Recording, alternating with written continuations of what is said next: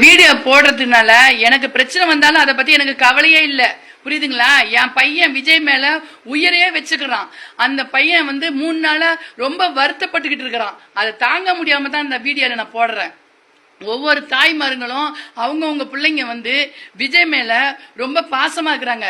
ஏன்னா எம்ஜிஆர் நான் சின்ன பிள்ளையா இருக்கும்போது எங்க மாமா எனக்கு சொல்லிக்கிறாங்க, எம்ஜிஆர் படுத்துக்கிட்டே ஜெயிச்சாருமா அப்படின்னாங்க.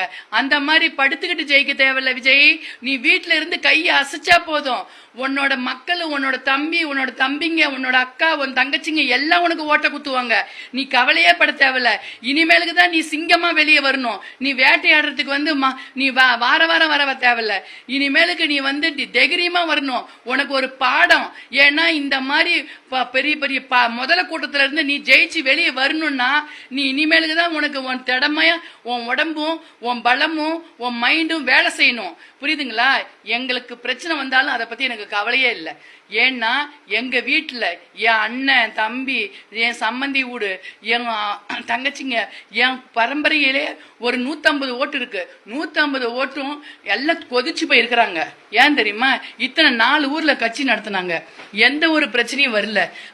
அப்ப உங்களுக்கு கரூர்ல நடத்தணும்னா உங்களுக்கு ஈகோ பிரச்சனையா போயிடுச்சா?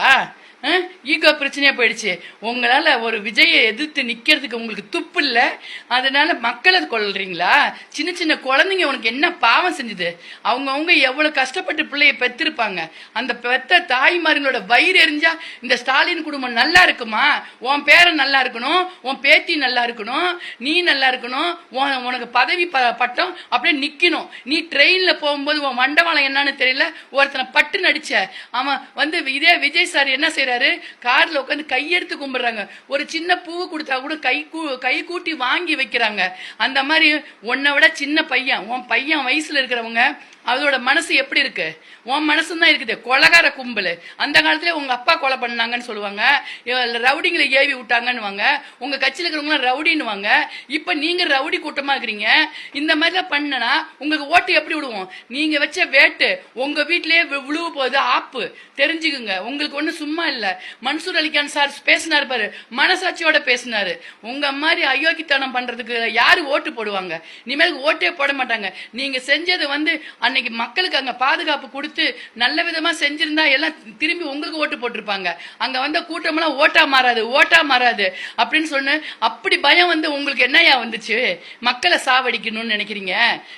போய் மகேஷ யாரோ ஒருத்தர் பொய்யான அழுவாச்சு. எதுக்கு அழுவானோ? நீலு கண்ணீர் விடணும். நிமகதான் இருக்கு உங்களுக்கு ஆப்பு. வரணும் விஜய்.